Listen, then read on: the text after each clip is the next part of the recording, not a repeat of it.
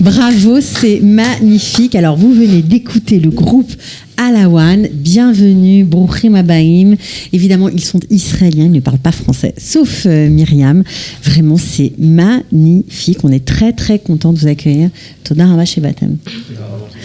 Alors, on va vous présenter, bien évidemment, on va parler du groupe. Alors, je vais commencer par Dvir Revital qui joue du oud, Shalom Dvir, Yaakov Rai Arad du kanoun, un instrument qui vient de Turquie, Benia Kober à la percussion, voilà, Eden Akohen qui joue de la flûte qui est juste derrière moi, ça s'appelle le naï, c'est un instrument bien du cru, on va dire ça comme ça, du pays, Matan Ben Yosef derrière moi à la contrebasse, voilà, et puis il y en a un qui n'est pas là, c'est Ethan Ben Yaakov, il joue du tar. Alors je pourrais pas vous dire ce que c'est comme instrument, mais bon, on le verra peut-être sur scène si vous allez les voir.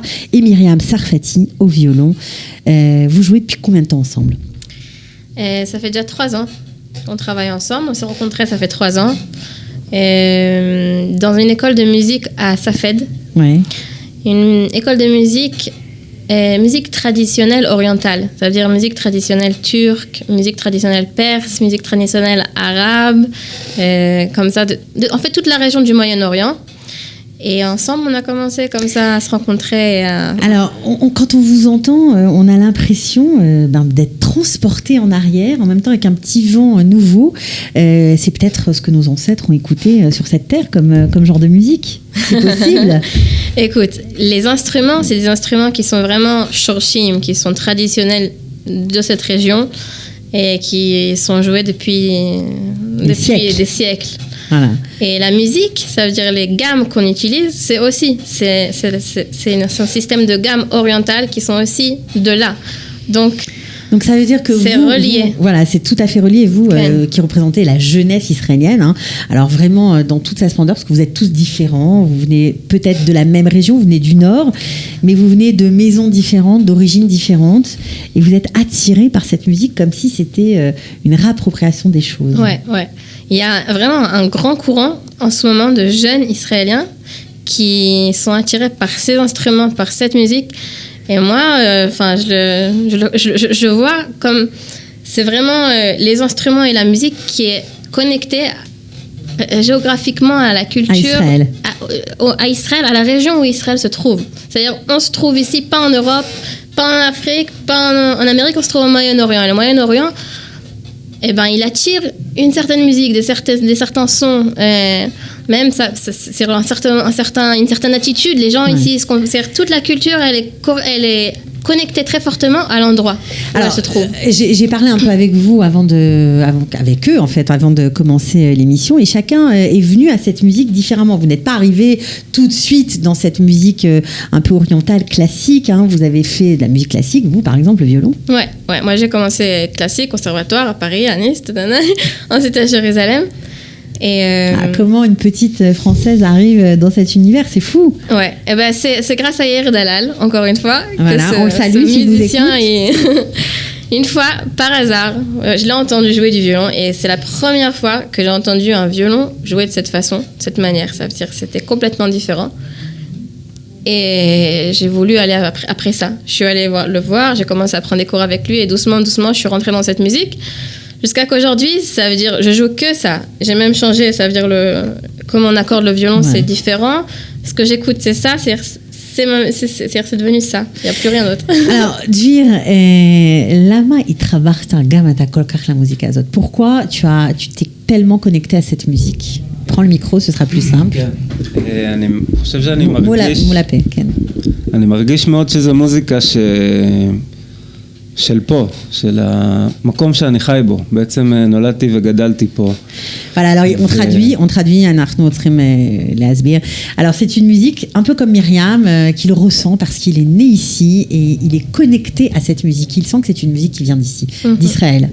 C'est très émouvant de vous entendre. ומה עוד?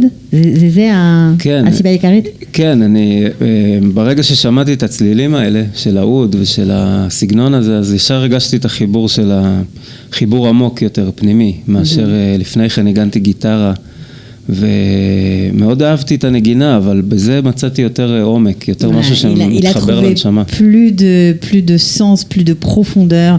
Il a joué de la guitare, mais le oud, là, ça lui a donné un souffle nouveau, enfin, quelque chose de très près de son âme. Voilà, c'est ce qu'il a dit. Et son du oud, ça y est, tout de suite, ça lui a fait ça. Comme moi, ça m'a fait entendre le violon. Ok. Alors, quand on entend cette musique, en général, c'est plutôt des gens religieux qui jouent ce genre de musique, parce qu'il y a forcément un lien avec les piyutim. Est-ce que vous aussi, vous avez ce lien avec les piyutim?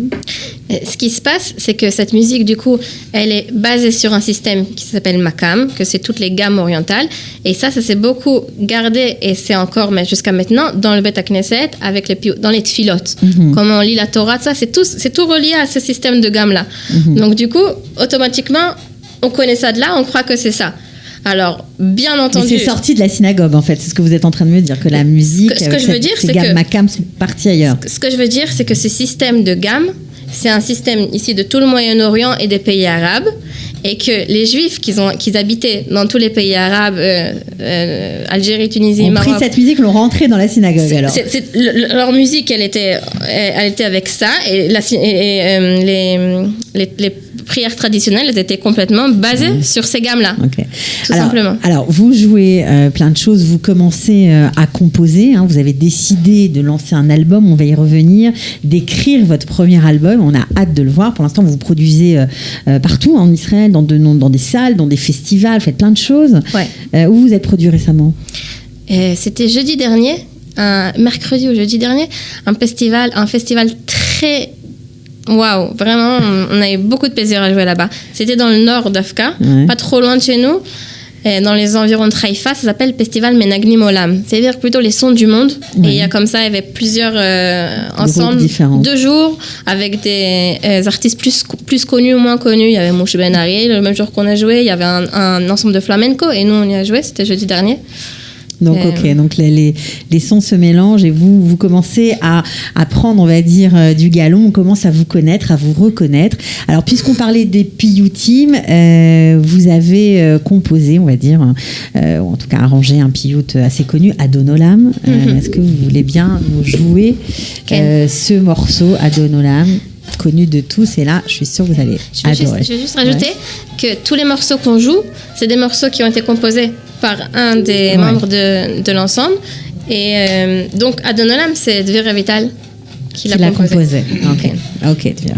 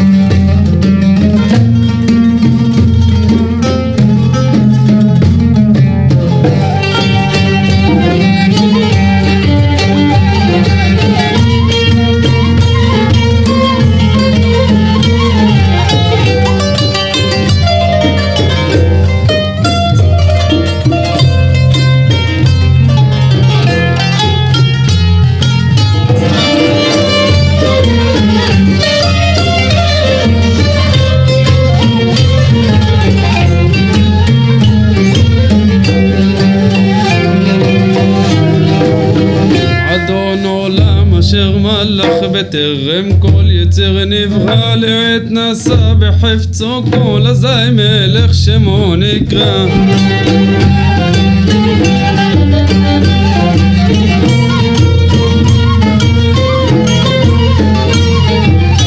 והוא אחד בן שני להמשי לא להחבירה בלי ראשית בלי תכלית ולא העוז והמזרח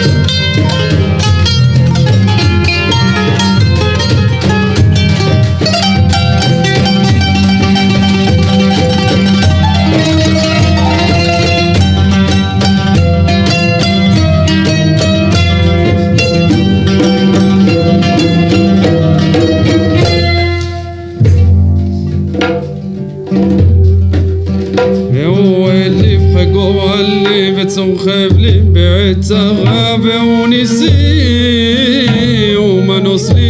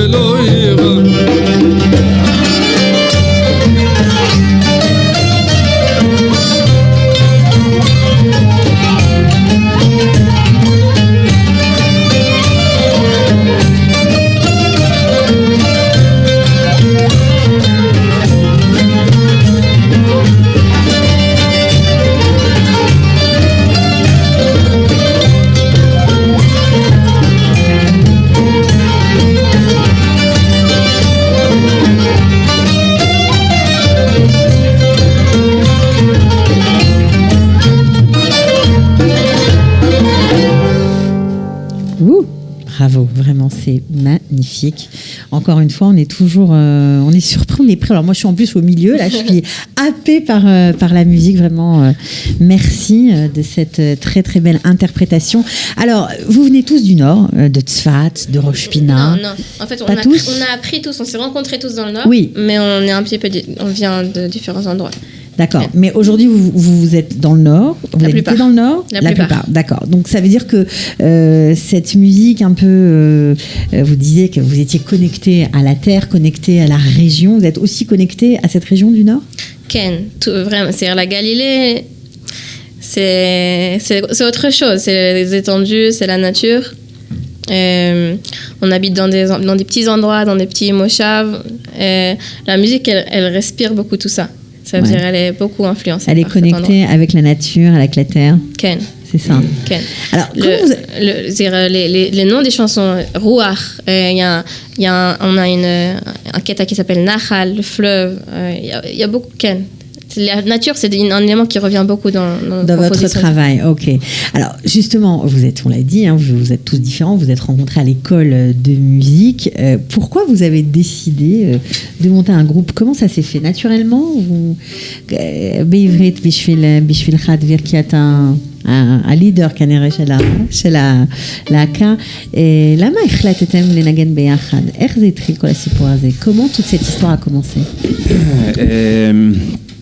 זה התחיל כשאנחנו כולנו למדנו בצפת ביחד, בבית ספר מקמת, ואנחנו המחזור הראשון בעצם של הבית ספר הזה.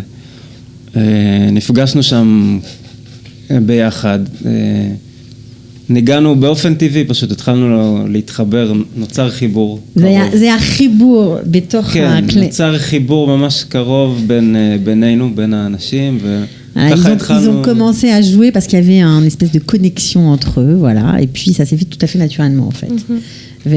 והתחלנו לנגן גם מחוץ לשעות הלימודים, כאילו התחלנו להיפגש בבית, לעשות חזרות ביחד, לנגן קטעים. Ils ont commencé à se rencontrer en dehors de la maison, à jouer des morceaux ensemble. ולאט לאט פתאום התחלנו לשתף חומרים מקוריים, או שהיו לנו בעבר, או שכתבנו, וככה לאט לאט זה התחיל להיווצר ועוד ועוד התווספו.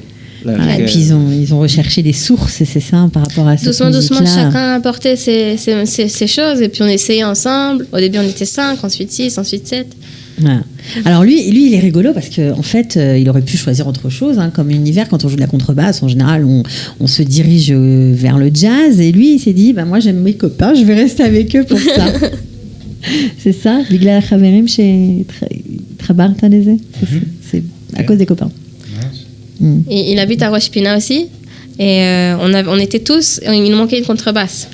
Et on a entendu, on connaît Matan, on a dit, tu viens?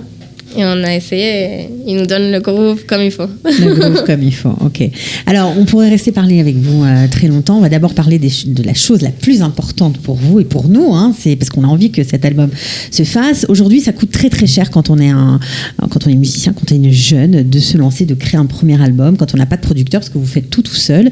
Ça coûte cher, il faut de l'argent. Et donc, vous avez décidé de vous lancer sur une plateforme pour récolter des sous pour ce premier album, ce qui fait que ceux qui vont acheter l'album en ligne bien sûr auront des places de concerts gratuites ou des albums bien sûr qu'ils auront payés. Comment ça va s'organiser cette campagne Head Start? Il a fait. Alors ça, la campagne Head Start, c'est une idée, je pense israélienne, c'est une initiative israélienne qui est de plus en plus utilisée par plein de gens différents. Beaucoup, oui. Comme musique, comme art, comme des choses sociales qui veulent être avancées. Ce qui se passe, c'est que nous sommes en train d'enregistrer notre album. Nous avons un certain budget pour on peut le dire puisque c'est affiché. Oui, 80 000 shekels, c'est le budget pour notre album. Ouais. Et du coup, cette plateforme, c'est proposer à tous les auditeurs d'écouter notre musique et de pouvoir acheter notre album avant même qu'il le soit fait. Et notre album où, comme tu as dit avant, des entrées pour des concerts, c'est très varié. Il y a des possibilités d'acheter de 40 shekels, 50 shekels, 60 shekels jusqu'à 8500 shekels, que c'est le plus élevé, que c'est un concert entier de Alawan. Okay. Et du coup, c'est une campagne qui court jusqu'au 19 septembre. Ouais. Si au 19 septembre, on est arrivé à la somme de 80 000 shekels. Du coup, nous, on a la possibilité de faire notre album grâce à tous ceux qui ont acheté notre album avant même qu'il soit fait.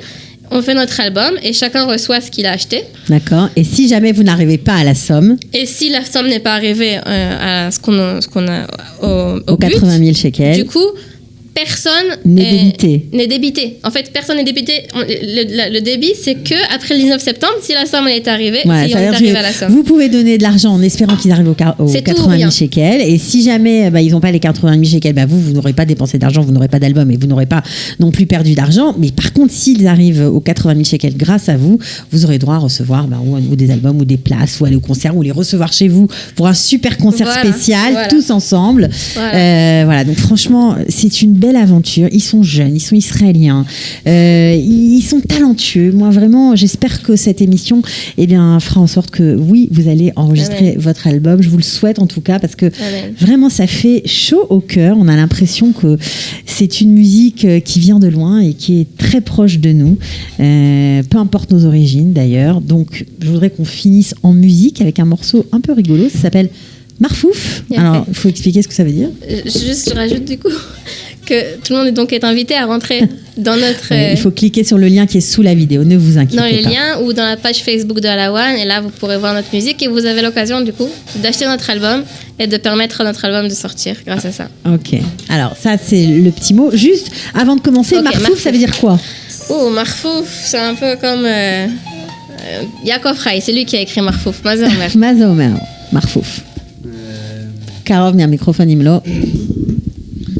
האמת היא שזה נכתב מתוך מין איזה, כמו מחזה כזה שראיתי של איזה גמל במדבר שקצת מאבד את השפיות שלו.